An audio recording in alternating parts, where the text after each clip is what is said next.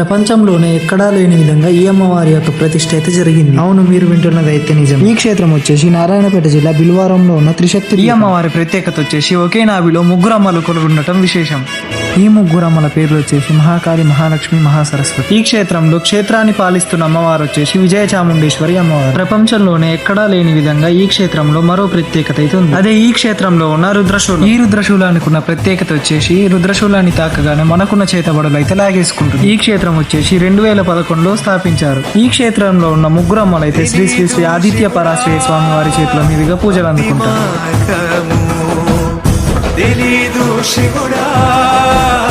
భక్తి మార్గము గుండెలాడిండాను దైవ రూపము, గుండెలాడిండాను దైవ రూపము, గుండెలాడిండాను దైవ రూపము. కన్నారా నిన్ను కొలవడమే తెలుసంట, నిన్ను నమ్మడమే నీవే కాపు. తెలీదు శివుడా భక్తి మార్గము.